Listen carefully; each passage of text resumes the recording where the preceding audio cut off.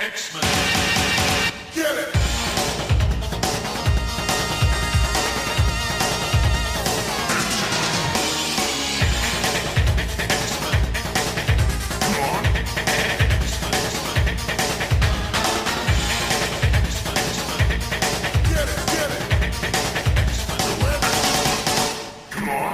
Hey everyone, and welcome to another exciting episode of Battle of the Atom. This is your weekly X-Men podcast where we rank every story from A to Z. I'm Adam. And I'm the bad boy of X-Men podcasting, Zach Jenkins. And we're going back to the future this week, right, Zach? We have a Patreon request to go back to 2099. We're doing more 2099, guys. Aren't you so... Isn't everybody so excited that we love these 2099 comics? And that all of them are good and none of them are miserable slogs that are truly unpleasant in every way, shape, or form. Can I tell you how excited I was to get into reading these this batch of issues? And then I read them, and boy, did my enthusiasm wane very quickly. So the last time we did a 2099 episode, we did the start of 2099. We talked about some of my favorite stuff, like the start of it. I guess we talked about the Z-Men at one point. That was fun. We got pretty far, right? Got Halloween Jack involved. Yeah, we did the Halloween Jack stuff. We got through Doom was president. We got to we even got to the final confrontation with the Theater of Pain. Like we got through like we kind of just ran the gambit. Hey, it still goes on for 10 more issues in X-Men 2099, and I got to tell you, those 10 issues are the best thing that we would be covering in this if we were covering all 10, but we're not. We are, however, covering X-Men 2099, 26 to 29, City of the Dead. And do you know why we're doing that? I'm assuming because we had a request. Patreon supporter Matthew McDaniel went on over to patreon.com/comicsxf, said, "Folks, I like what you're doing. I smell what you're stepping in, and I'd like to throw a couple of coins into your coffers." Thank you. Thank you, Matthew. If you want to be like Matthew, patreon.com/comicsxf, give us money. Just Yeah. give us money. It's so easy to give us money. You know, here's the thing about automatic withdrawals, and I love this. All you have to do is make that decision once. Mm-hmm. It's true. You gotta just be feeling generous one time, mm-hmm. and you reap all the benefits. And we reap all the money because you have forgotten about this money. It's in the past, and we are going into the future. Specifically, the X-Men of 2099 have started to become the defenders of Halo City. Halo City is, of course, the city that Doom, when he was president, made so that all the mutants could live there as a society. How nice of him. Listen, here's the thing about Doom. He does suck. Like, he's a fascist dictator. Doom does, and this is not fully consistent in everything, but I think in the best Doom stories, Doom cares about his people. Mm-hmm. He does care about the Latverians. He has a very weird way of showing it, but he does want to kind of be good at running a country. He also wants that to be on his terms and by his definition of good. And the moment that dealing with the accursed fool Richards gets like involved in this, he's out. It's absolutely true. So Halo City sort of exists as this utopian city where all these mutants are coming and lots of strays from all over 2099 are moving in. It is being run by Morphine Summers, no relation to Scott Summers. This is spelled differently. Shocking no one, Morphine Summers is a Warren Ellis character. He is very much a Warren Ellis character. It's the most Warren Ellis thing. It's like, oh, so you just couldn't fit him into Transmet? That's fine. Yes, he is a green, long-haired man in a suit, and he can make things age very quickly. And that's about all you need to know about Morphine Summers. Which, frankly, is weird because Shai Zhan, mm-hmm. head of the X-Men of 2099, he's back like on the team in this one. He's like, man, I'd had a real messed up time with the Theater of Pain. Sorry, I need to work on myself for a little bit. Yeah, he's really not X-Menning it up. He is leading a health clinic. And unfortunately for the inhabitants of Halo City, well, fortunately for them, Sean is, healing all kinds of terrible diseases, which is fantastic. He's not even sleeping, but there is a group of terrorists that are going to blow up this clinic, and they are led by a sort of zombie-like guy known as the Grave Robber. Yeah, this is the Grave Robber. We find out about him. He's not good. He looks like Eddie from the cover of Somewhere in Time by Iron Maiden. He really does. Yeah, he looks like an Iron Maiden cover. He's, got the gray flesh and sort of like metallic doodads hanging off of him. Guys, go Google Somewhere in Time by Iron Maiden. And then if any of you are Daniel Warren Johnson, if you're listening and your commissions are open, and could you draw that for me, but with cable there? Because that's one of three heavy metal themed commissions that I would love to get at some point in my life. It's the cover of Iron Maiden in Somewhere in Time with Cable on it.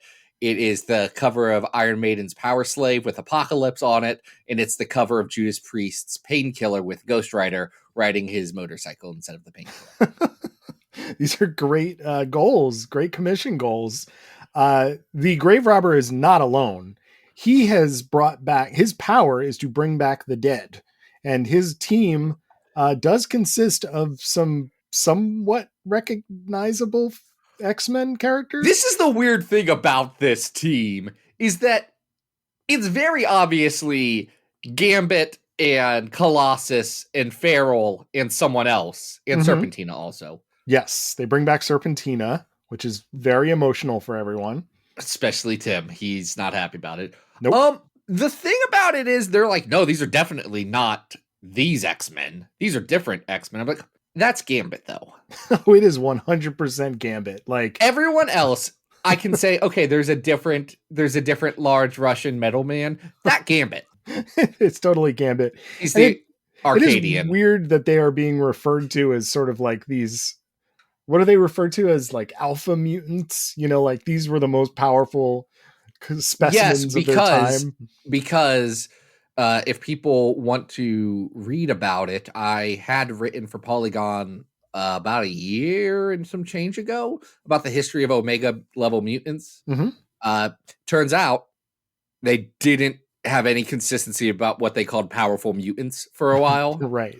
So they called them alpha level here. That's fine. Whatever. It's the opposite of Omega. But. Yeah, and it is weird that these mutants, who are definitely not like Omega level, right? Like these are just kind of run of the mill, like powerful people. One of them's just Feral. Like this is the level we're working with here. Yeah, it's definitely like 90s callback time. Unfortunately, Tim does die. Timmy Fitzgerald, who's pretty much leading the team at this point, does die. Skullfire. He does die. Yes, and is brought back by the Grave Robber. So the X-Men, who are more of a team than we've seen them before, really, yes, have to stop them. Now, there's an added political component to this story, and that is that Shakti Hadid has a father who's been illicitly dealing in like something called, what do they call it? The like red meat district or something like, I don't know what they call it. No, it's some terrible thing, and everybody thinks that, and that is why the grave is it the grave digger or the grave robber? Grave robber. Grave digger's a monster truck. Yes, he is after Hadid's dad, and they're like, well, we don't really negotiate with terrorists, so we're gonna fight you, and then they end up giving him her dad anyway. Yeah. There's also a journalist named Gunnar Haywood, who's a robot. Yes, Gunnar Haywood. Secret robot. Also a very Warren Ellis character. Warren Ellis did not write this. This is John Francis Moore and Ron Lim, as all of X-Men 2099 is. Yes. And I like this. But that's not the best part of this story. The best part is the introduction of my favorite new faction in 2099 in all the history of Hot 2099 factions. Yeah. Oh, it's the Sisters of the Howling Commandments. Oh, yes. Okay. They're battle nuns. Yes. The pun game in this arc is really great. So at one point, someone pulls a Moses Magnum 44 on someone. which is just like, right, you just did the chef's kiss. Like, that is just so brilliant.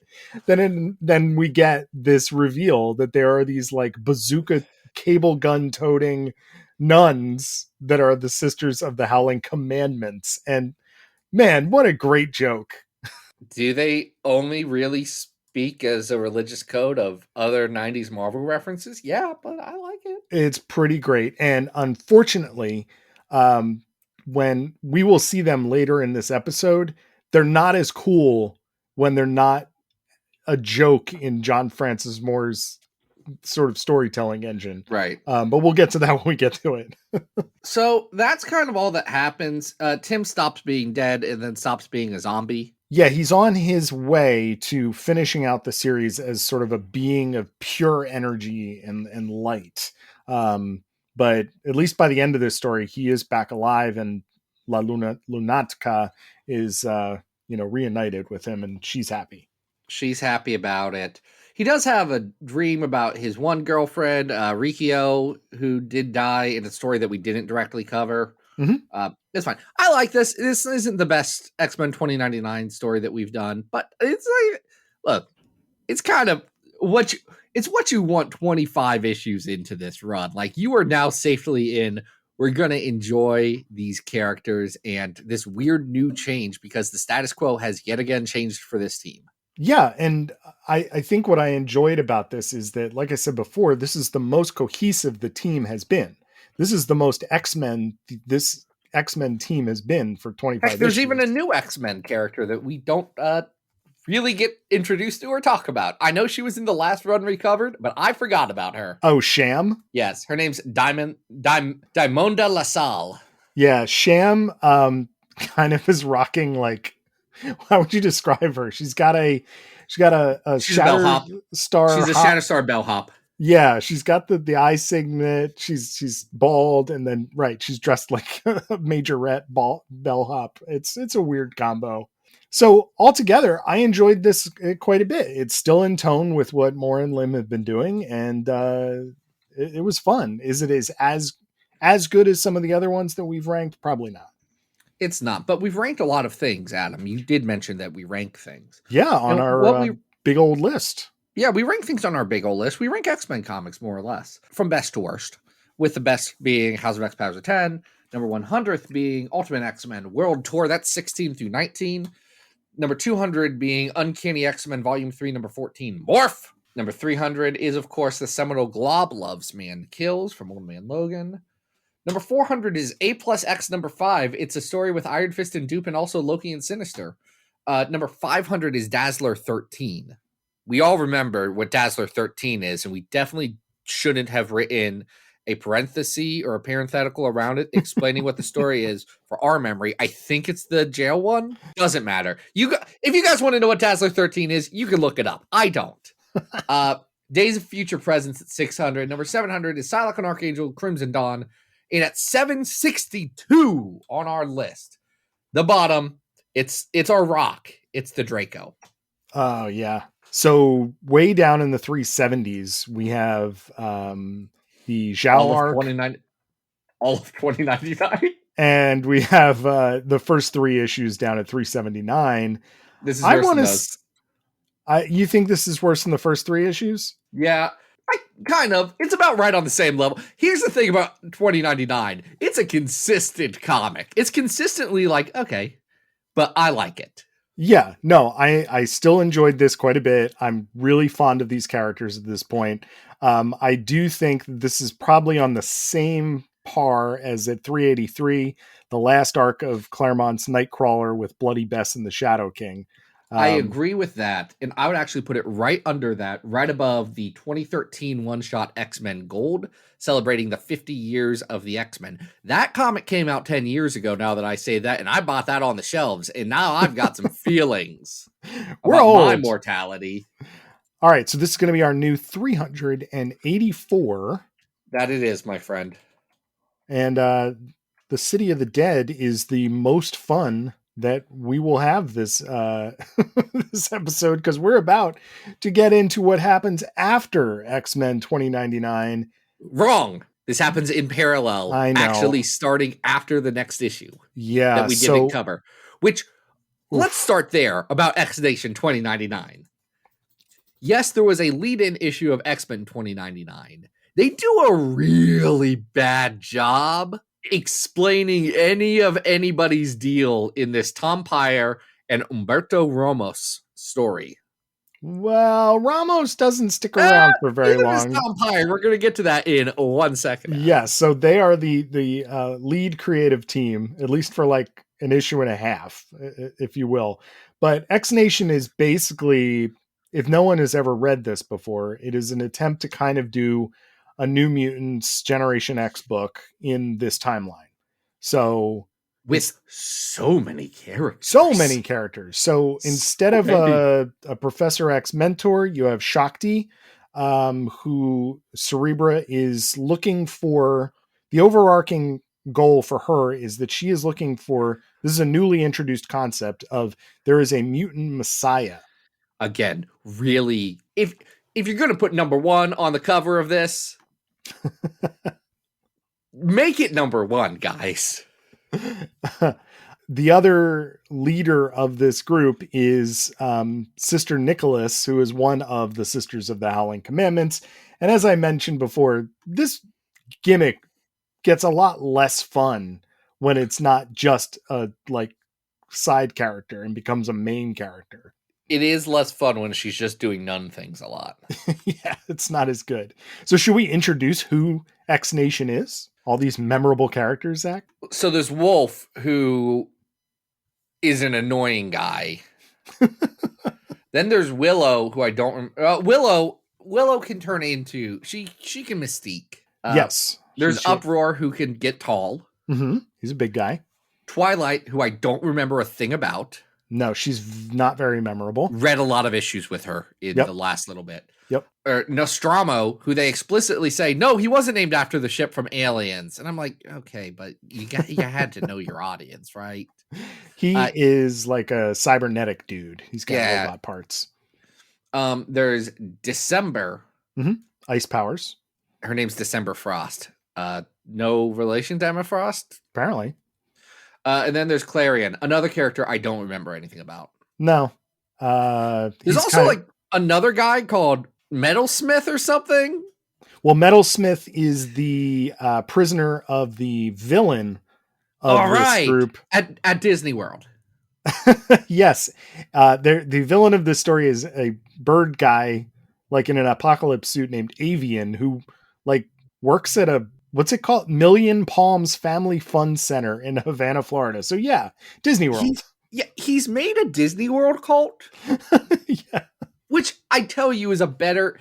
Okay, it is the most fun part of this when Corny Cat and Birdie Bird, the mascots, do a fight. I'm like, okay, I think this is funny. Everything else involved, I'm like, I don't care about Avian.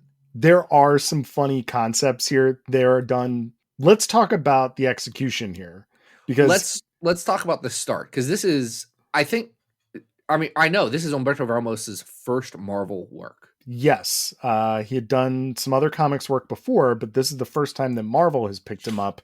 It's kind of with a lot of fanfare. You know, if you look at the end of the first issue, they're showing things from his sketchbook. They're showing things from his character design. Ramos is being sold as like, here's the new hot young talent. Well, I mean, he has consistently worked for the company for 30 years since. So honestly, yeah, A+ call Marvel talent. Like, Ramos isn't my favorite guy, but there's a lot to like in his work. And he's being inked by Jimmy Palmiotti in this, which is interesting. Ramos has, like, he is very much a Joe Mad kind of vibe right now. He has the manga inspiredness. He is not into his own yet. Like, you could, if I saw this, I wouldn't be able to tell that it was Ramos right away. But if someone told me, oh yeah, this is Ramos, I would see it and say, yes, okay, I get this. Yeah, there's enough spine there. We haven't gotten, well, you say there's spine, but well, okay, spine. Romo's drawings still don't have spine. No, these women have no internal organs. There are bends and twists to these characters that Hold don't on, make any the sense. dude drew Spider-Man, assuming that he was just a blob of like things Jello. floating around him. So that's, I don't want to say it's just the women in general. This is just what Umberto Ramos does.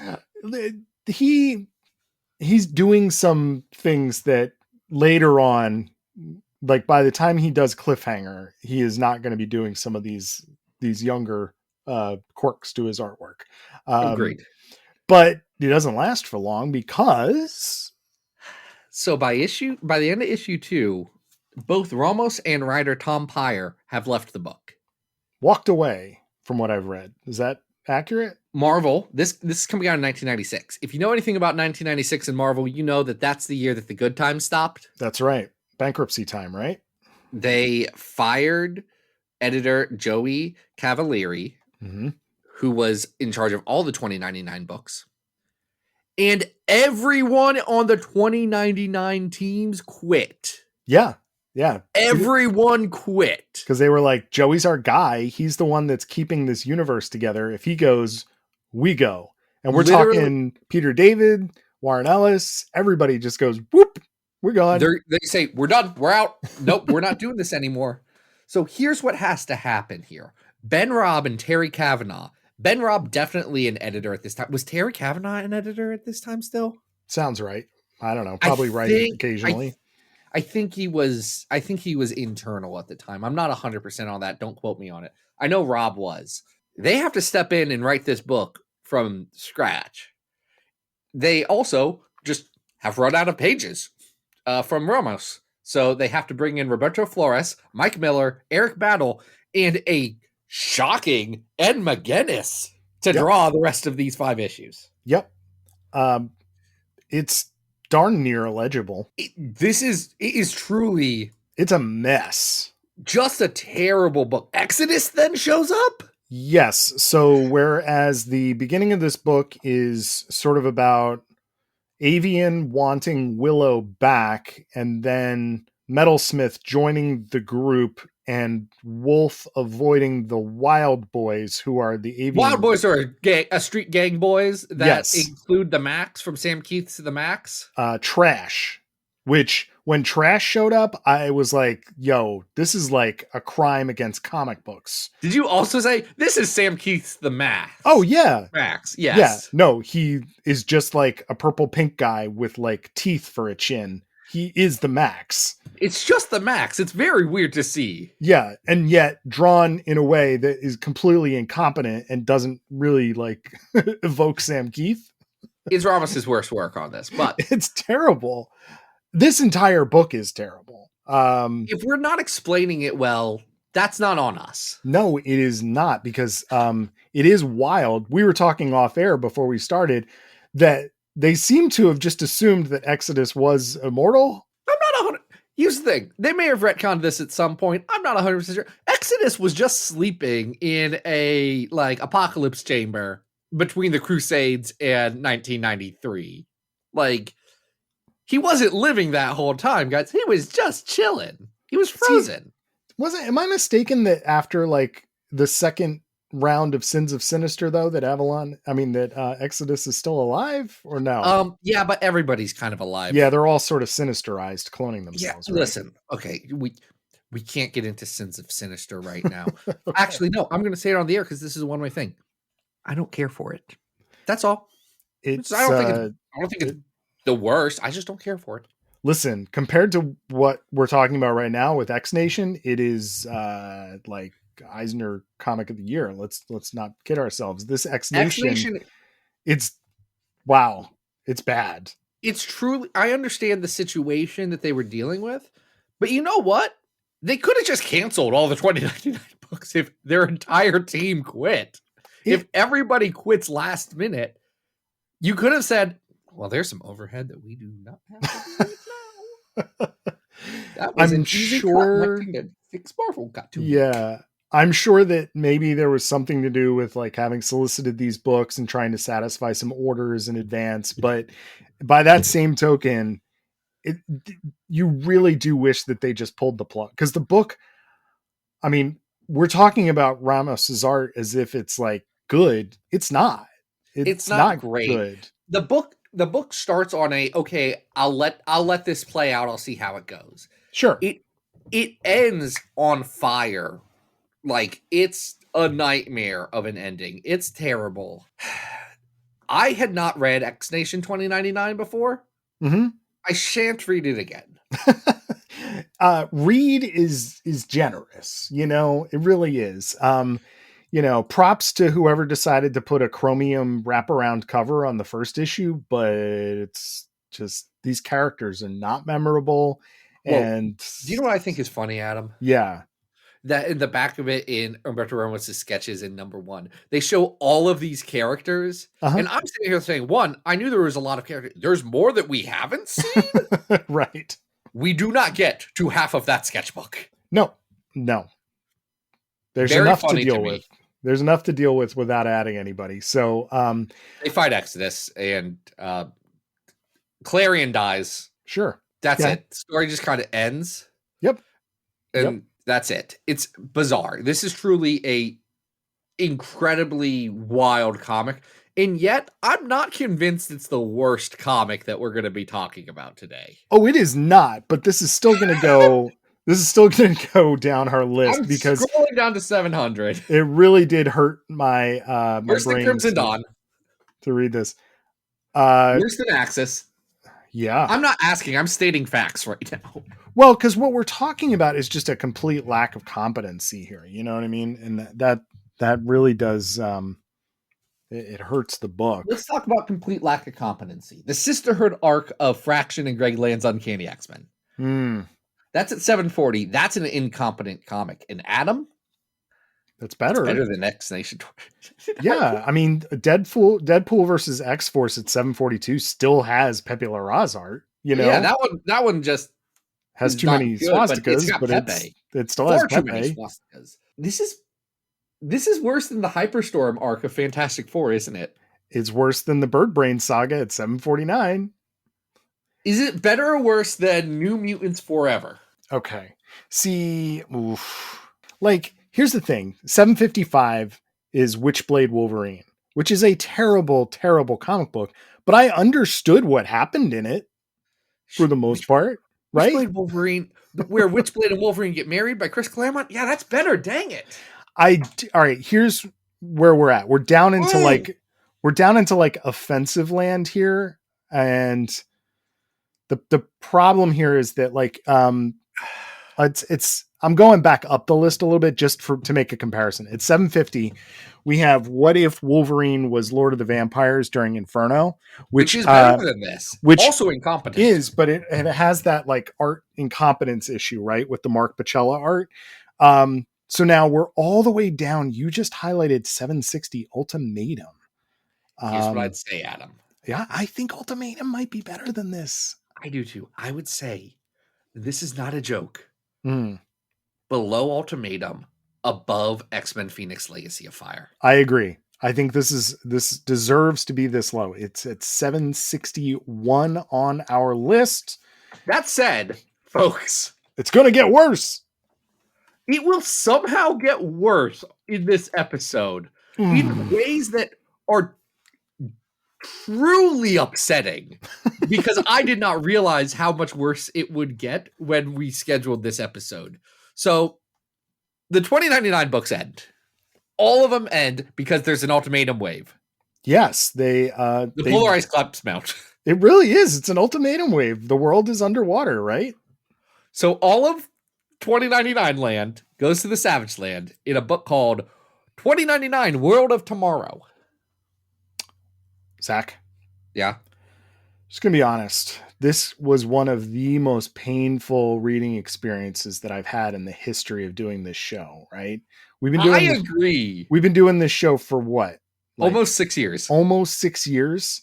And we've ranked 764 stories. It was a struggle, my man, to get through these 8 issues because this is some of the worst comics I have ever read in my life. Do you know what the secret about these 8 issues of 2099 World of Tomorrow is? A secret that I did not realize until I was too deep in to quit. that they're all oversized issues. It's 840 pagers. Whew. Folks, It's a crime. It's a crime. we got Ben Robb. We got Joe Kelly writing. We got Pascal Ferry doing one issue that looks great. We got Jason Armstrong and David Brewer doing most of the rest of it, with Carl Malone and Yancey Labette doing a couple of issues here and there. So let's do a roundup of what's going on in 2099 land. The Fantastic Four are here. Yeah, sure. They forgot in this story how and why the Fantastic Four are here, because this story posits that the Fantastic Four are lost in time and need to get back to their own timeline. That's correct. They've traveled through the negative zone somehow into the future. That's not what happens in Fantastic Four 2099. They get their brains copied into different things by Uatu the Watcher. Yeah. That's not what happened. That's not their deal. Ben Grimm's just dead. Well, Off hold on. Ben Grimm begins this issue by taking the X Nation kids to Mars. Yes. At which point the writers forget about him and he disappears for the rest of the series. Including the part where the Fantastic Four go back to their home timeline, which again, it's not what happens. No. That's fine. No. It's so weird. You know what, Adam? You're right. I just assume he died and I forgot about it in this incomprehensible comic. Nothing happens to him. They the crash center land. point of the cover. Number one, dead center. It's Benny. He's on the splash page, the first page, and they just are like, well, I guess that was unimportant. Okay. Let's stay focused on the Fantastic Four for a second. Sure. Reed Richards is Insane. the worst Oh. in ways that Reed Richards is normally not the worst. Yes, Sue is repeatedly reminding him, hey, we have a son we need to get back to. And he's basically like, no, I need to create like a weird talking robot here. Just like in Rocky 4, a movie I watched yesterday. And folks, when people say there's a robot in Rocky 4, they mean that there's just a robot for no good reason. And Paulie wants to have sex with it.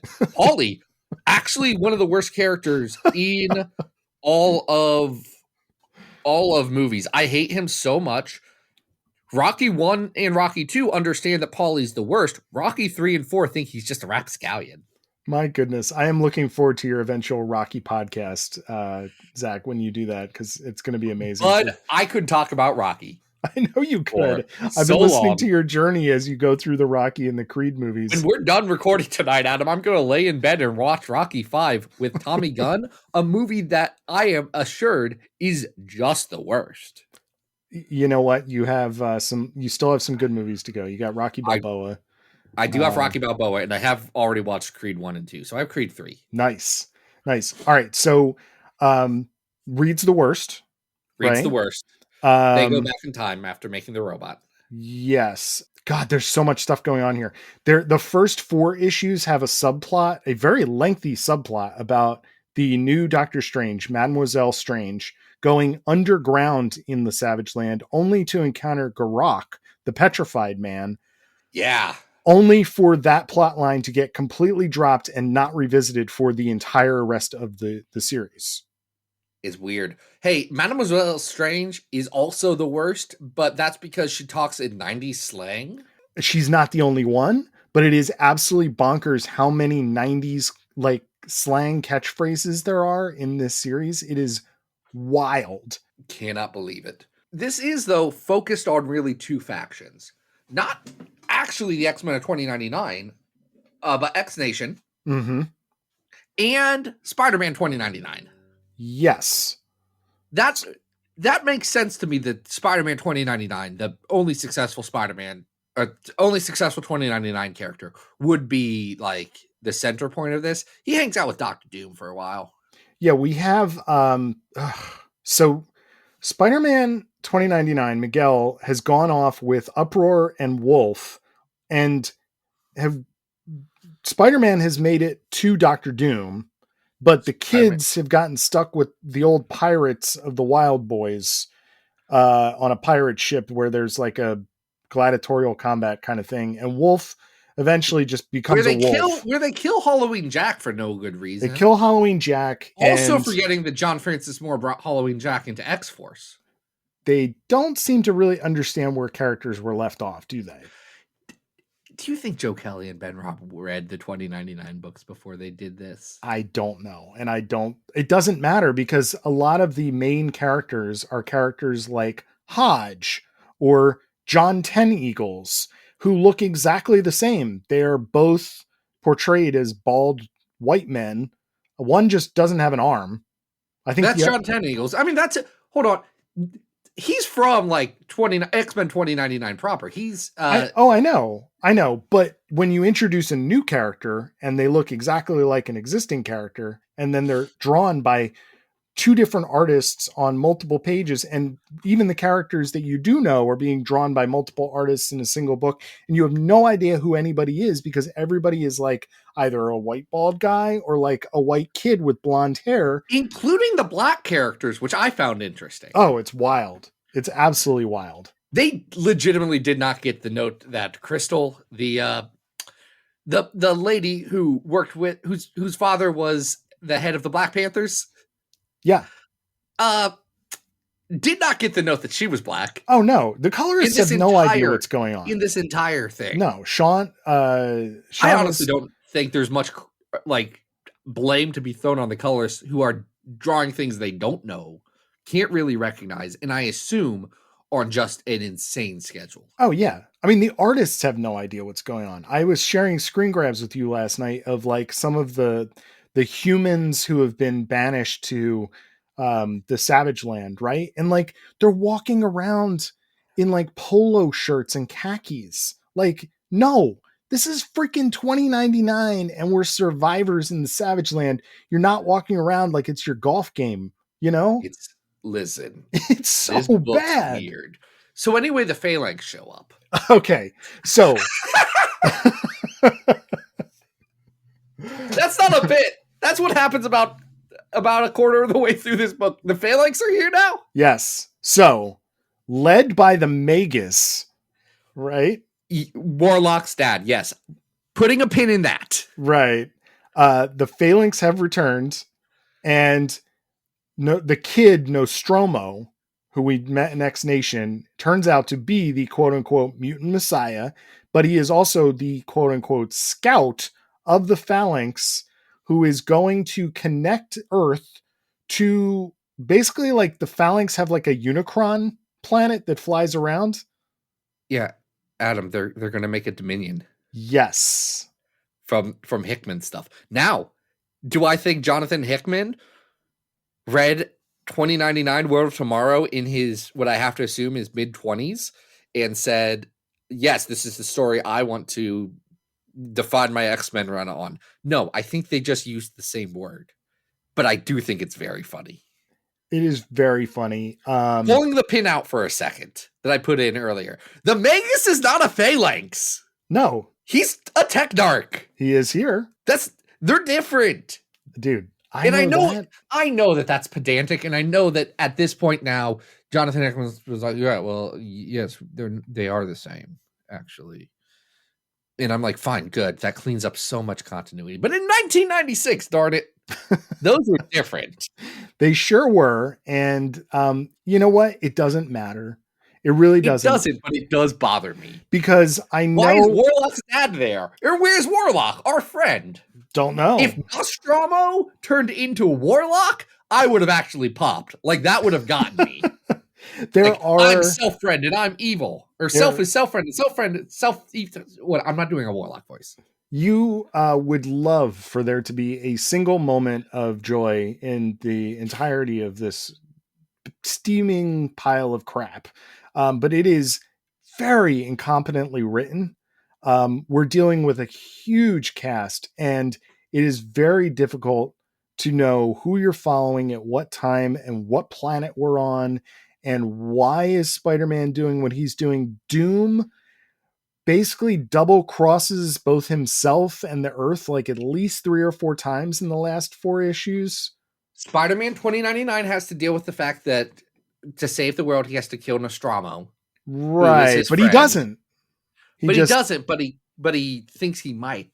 Yes. And then Doom's like, no, you don't have to kill this kid. I fixed it. I'm Dr. Doom. I'm very smart. Right.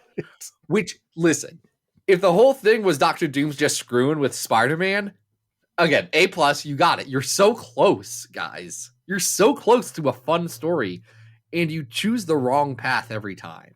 It is truly abominable. So at the end, they do defeat the Phalanx. The Phalanx do go away, and the book is promptly canceled, and we get a very... Well, here's the weird thing about that. Because they say that this is the next issue is the penultimate issue. They say that on issue 4, which would tell you that the end of this arc is issue 6. That you would think. And yet it goes into 8, which tells me that they had to decide to pad out the issue, which is essentially adding 4 issues of story on the back end of this, in between where they want to be. And yet it still feels rushed. I mean, the art is terrible. And they have multiple recap pages because they're like, so you don't know what's going on in this book. We're going to help you out here, and we're going to tell you where everybody is, but we're going to do it over 2 issues because we decided to give our cast like 30 people. There are literally index pages at the back of some of these issues to kind of like give you an idea of who the characters are. And I think it's telling. I did take a screen grab of this and send it to you last night that I think it's Ben Robb writes a very honest letter at the end of the last issue that says, when we started this book, it was to a hail of online criticism and scorn, some of which started before the issue was even published. Great instincts, people. Incredibly good, and I'm honored to carry on this tradition. He also says that a few people might have liked it along the way. That's about as high as he's willing to go with the praise on his project. So even the people working on this... It does also say at the bottom of that letter in the Indica, it says, we canceled this book super early, so if you had a subscription, you're gonna get X-Men now. We're assuming you want to read what's going on with Onslaught. You'd rather read Onslaught issues than this. I would rather read Onslaught than this. Me too. I would rather read anything than this. I'd rather read the phone book than this. This is a truly upsettingly bad comic. I have one last bone to pick with this, and that is that of all the problems of this book, right? The length, the poor writing, the really hacky artwork throughout. I want to see if you're about to say what I was going to say. The lettering. Especially in that last issue? Throughout. It is... Throughout it's bad. The last issue is amateur hour. It is all amateur hour. This person did not own a ruler to line up letters in a word bubble. It is right. Terrible. Oh yeah. Terrible. Just who did letter this? I don't know. I mean, thank God that at least when the Phalanx talk, that does seem to be one of those Comicraft fonts, right? But the letterer was Michael Higgins. So I don't think that they had a real letterer on this. I think they had Michael Higgins, the writer. That is very telling. It's just... to be fair, Michael Higgins did letter about 400 comics for Marvel over time. And I'm sure he got better and better at what he does. But here, it is atrocious. Adam, this is among the last things he lettered. So no, he did not get better. So, this is the end of his lettering career? The end of his lettering career is Marvel Adventures 15. Oh boy. Which I have not read. Wolverine fights the Knights of Wundagore. Okay, sure. Why I've not? never read this comic. Is this not just an adaptation? Yes, it is. Okay, this is just an adaptation of a episode of X-Men the Animated Series. That's amazing. This book, not amazing, and we are already so low on the list. We're really down to it here, pal.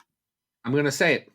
this is not as good as X-Men Phoenix Legacy of Fire. And that is so hard for me to say. This is definitely in the bottom 3. It's not as bad as the Draco. We do have to... Is it? Hold on! Listen, first of all, all right, so I want to go back in time, right? The second to last story on this list is Phantom X Max, which I argued at the time is worse than Draco. However, we did say, as part of our argument of why not to put it down by the Draco, is that Phantom X Max is something that the vast majority of people will never read, despite how offensive it is, right? And how technically terrible it is in terms of its creation. That we did keep the Draco because the argument has always been that the Draco is character assassination on the worst of all levels, and its execution is really just like the pinnacle of what the worst of X-Men could be. And you have to read it if you are an actual X-Men like reader, right? Don't disagree. Here's where I'd say one, execution on the Draco, it's terrible. I know there's some Chuck Austin apologists out there right now. The execution on the Draco is truly just dog dookie. It's the worst. And I hate the Azazel retcon. Here's the thing, and I'm just going to say it. Nightcrawler's fine. Like, yeah, his dad's the devil. That sucks. He's fine now. Like, I think at a point in my life, I was much more upset about things like character assassination than I am now when I'm like, no, that was just a bad story. We don't have to think about it anymore. Listen, if you're arguing what I think you're arguing, I am not going to battle you because I do think that this is the most incompetent piece of crap that we have ever covered on this show. It is Adam, I am in shock about this. This was not what I expected.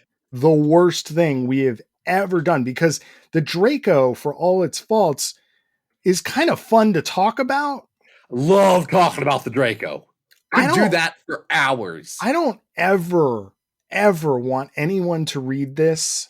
I don't want anyone to talk about it. I want it to be erased from history. I cannot believe it. Chuck the truck. Are we doing this? This is a big deal. We've done this. I've already hit it. This is a big deal. This is the Draco's been there for about 5 years now. Yeah. It's been sitting there for a spell. Wow. It dethroned Phoenix Legacy of Fire. And then it definitely dethroned.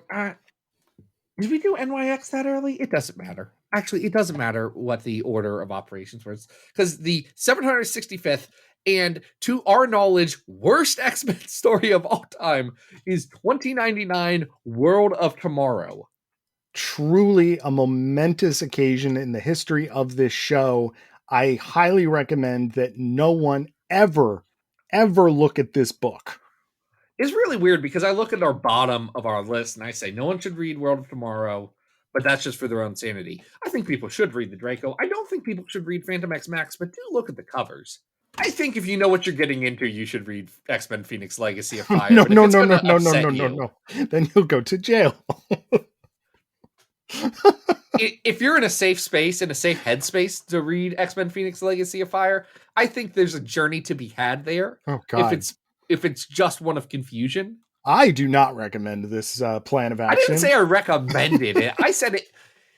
I can see the scholarly value of pursuing X-Men Phoenix Legacy of Fire. Jesus Christ. The scholarly value of 2099 World of Tomorrow. We'll have to leave to our frenemies at Oh Gosh, Oh Golly, Oh Wow, the real scholars, is my understanding of X-Men podcasting, to tell us if that's a worthy pursuit. But I would argue no. No, it is definitely not. It is. Here's what I'd say. If you wanted to be scholarly, you could say, hey, this is why you need a good editor sometimes. Because if you take away a good editor and your entire staff quits and you just bring Ben Robb into a situation, it's going to get bad. Yes. Wow. All right. What an episode, Zach. What a twist. I didn't go in expecting this. It's just, this is the kind of thing you only get through live recording. It's true. It's true. I want to thank Matthew McDaniel. Yeah. Thanks, Matt. Matthew, I know you did not choose 2099 World of Tomorrow, it's possible you were not aware of the existence of 2099 World of Tomorrow until we started this. And now we all had to go through it. So thank you. We all suffered. We all dealt with this, and we have moved on. Yes. Again, patreon.com. If you think that there's a worse X-Men comic out there, friggin' give me $5. I'll do it. I'll do anything for $5. You're like a carny. I'll do. But I just read a hobo comic yesterday. It was so great. I loved it so much. Everyone here needs to go read. If you have not already read the comic Rock Candy Mountain by Kyle Stark with Chris Schweitzer on colors, I bid you that you must do it. There's a man in there named 100 Cat. Do you know why they call him 100 Cat? You posted this. Remind me. Because fighting him's like fighting 100 cats. Yes. And someone says, and why is that scary? It's so many cats. That's like 8. How many claws was that? 4, 16. That's like 1,600 claws. Yeah. Yeah. It's so much. I love 100 Cats so much. Go read Rock Candy Mountain. Don't read 2099 World of Tomorrow. I did. What was funny? Here's an X-Men related thing. I once cried on an airplane while I was drunk reading that comic the first time. And then at C2E2 a couple of years back, I was talking to Teenie Howard and Cal Starks came up and she also I don't know if she was drunk. She also cried on an airplane while reading Rock Candy Mountain. So that's 2 people who have cried on airplanes reading Rock Candy Mountain. How many other comics can we say this about? I don't know. I had to fight back the tears while I was suffering through World of Tomorrow. No one should read World of Tomorrow. Adam, what do you have going on? Hey, our website is back. Comics Accept Website's back. Is back. If you missed it, the rise and fall of Piss Ass Magazine is up, which is fantastic. Zach did a ranking of all of the minor league redesigned mascots. I did not do that. That was Clark Erwick. Oh, right. Okay. Yeah, That's we Clark. do have a new staff writer. Some are calling him the hottest new writer in comics history. The Lester Bangs of comics journalism is what I've been told. Yes. So check those out. And what do we got going on next week, Zach? Gene. Great. Not the Phoenix. We're talking about Gene, not the Phoenix. But until then, folks, this has been Battle of the Atom. We hope you survived the experience. Get it!